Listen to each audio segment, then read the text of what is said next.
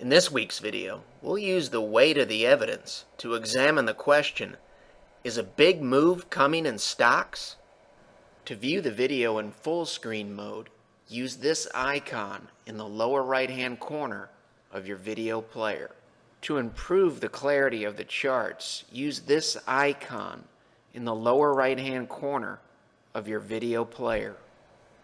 Often one of the best strategies when you're in a trading range is to simplify, and one of the best ways to do that is to use levels, some levels that we'll be watching. And a simple way to look at this market, this high here is 2117 and change. That's a closing high, daily S&P 500, 2117 and change.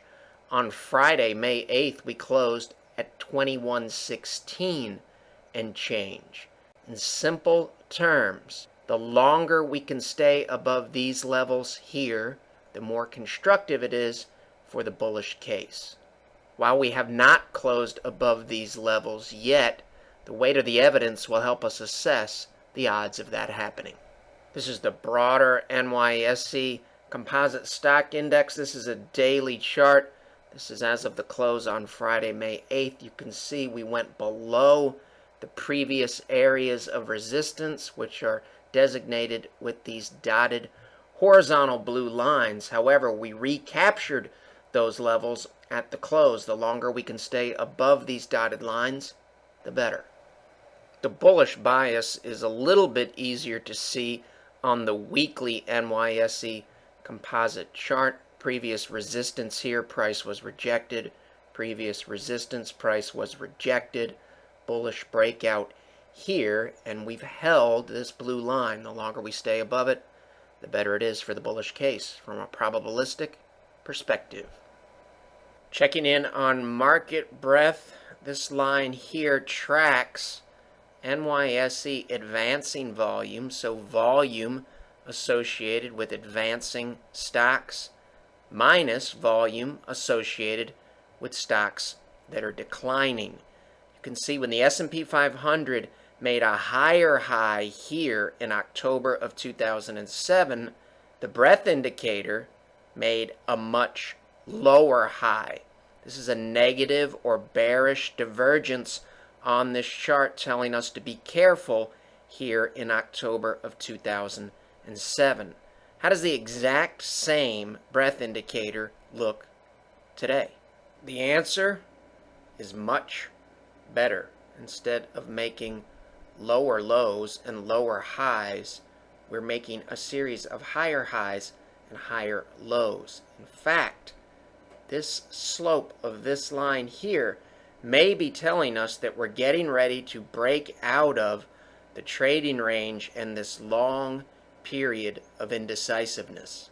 Not only did we see big gains in the S&P 500 after the labor report was released on Friday, those big gains occurred on very, very convincing volume. This is advancers and decliners. Advancers 78% relative to 19% decliners, and more importantly, up volume was 84% of the volume in Friday's session. Down volume was only 15%. These figures align with this big pop in this breadth indicator. In terms of volume, SPY here, the average daily volume going back 3 months is about 105 million shares.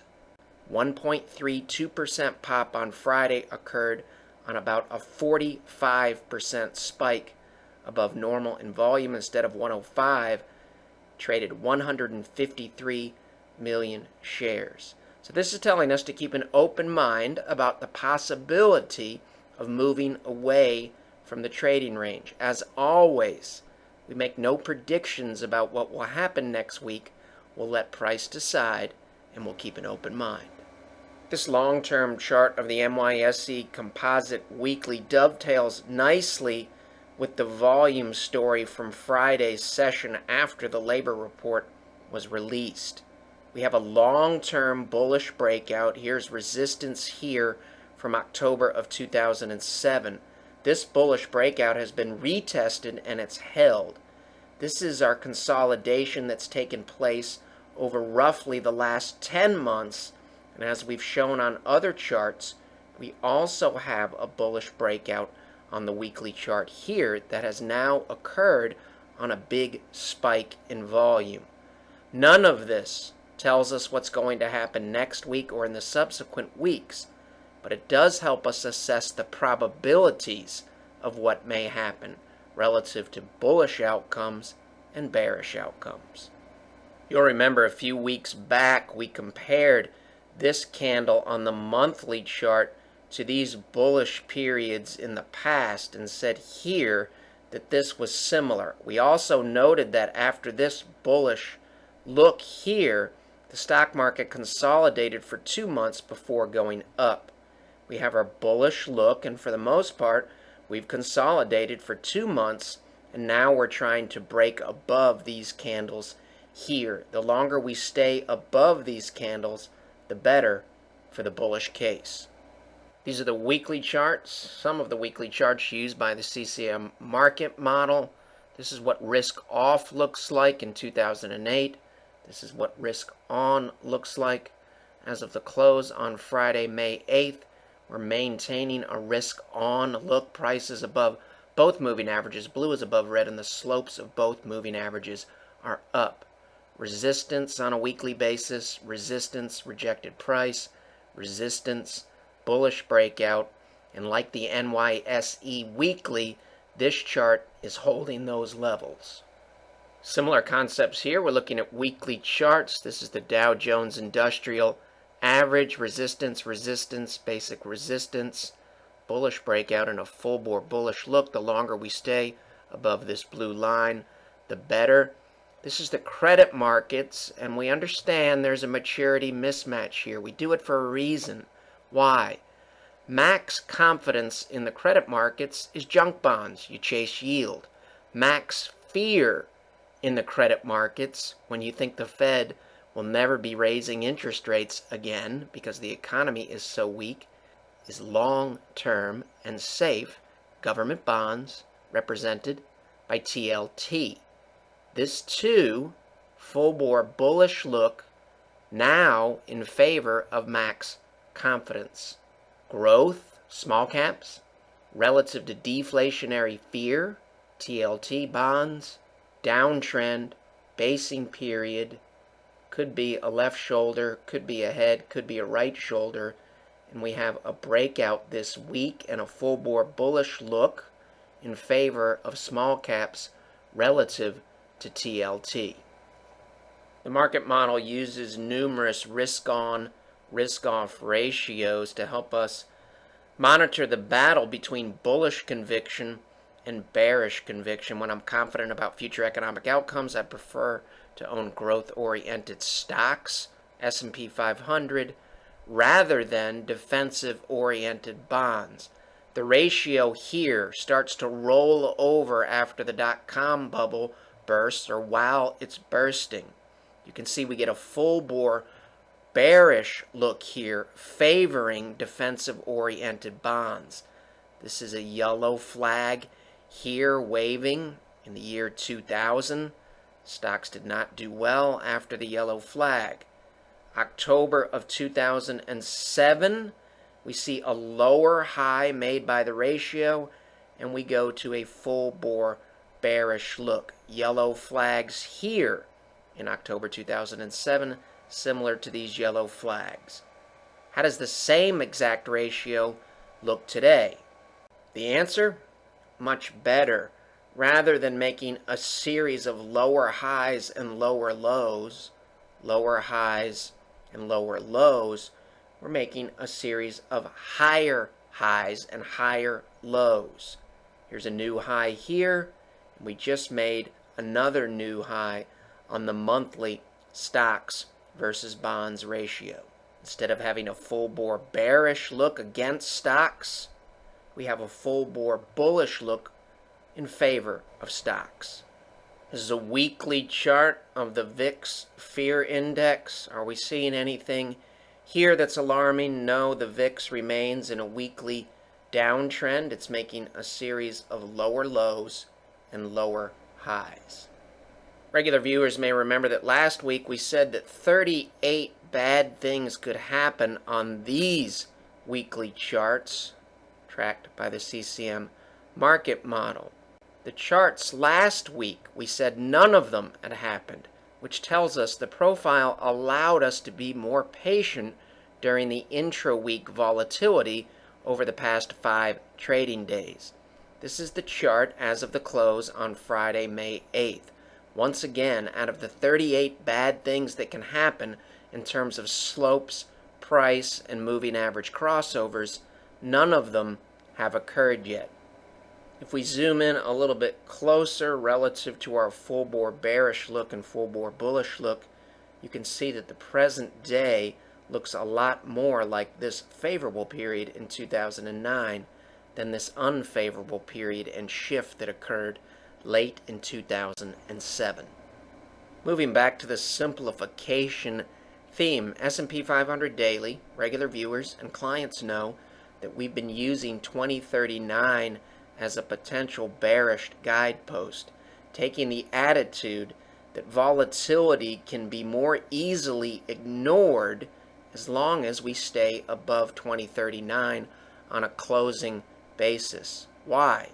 It's impossible for the stock market to go into a 3-month correction or a 3-year bear market without closing below 2039 first. This week, the lowest point that we hit intraday was 2067. Intraday, we did drop below 2072 that we've been watching. However, we did not close below 2072. We closed at 2080. These levels here and guideposts allowed us to treat this as volatility to ignore. As we've discussed in the past, the market is a continuous battle between aggregate bullish conviction and aggregate bearish conviction. The aggregate bearish side of the equation has been unable to push the market to any type of significant lower low. Here we have still not violated this line here on a weekly closing basis, and we were able to push above previous resistance. So this chart, as it stands now, and as long as we stay above the weekly orange line, aligns with the bullish case. How do we track all of this and convert it into a usable and actionable format in a reasonable amount of time? The submodels, we answer binary questions, some of them manually done, some of them programmed in Excel, and we also enter in unbiased and hard data. The submodels allow us to get a handle on the market's current profile, and the master CCM market model then looks at the current profile, compares it to past profiles, and recommends a prudent allocation between risk assets such as stocks and conservative assets such as bonds. Conservative assets can consist of cash, bonds, currencies, or any number of investment options. If you'd like to learn more about the market model or our money management services, you can visit our website, follow along on Twitter, Facebook, read our blog short takes, or watch past videos on the Shavaco Capital channel on YouTube. The material in this video has no regard to the specific investment objectives, financial situation, or particular needs of any viewer. This video is presented solely for informational purposes and is not to be construed as a solicitation or offer to buy or sell any security or any related financial instruments, nor should any of the content be taken as investment advice. Any opinions expressed in this video are subject to change without notice, and Shavaco Capital Management, LLC, or CCM, is not under any obligation to update or keep current the information contained herein. CCM and its respective officers and associates or clients may have an interest in the securities or derivatives of any entities referred to in this material. CCM accepts no liability whatsoever for any loss or damage of any kind arising out of the use of all or any part of this material. We recommend that you consult with a licensed and qualified professional before making any investment decision.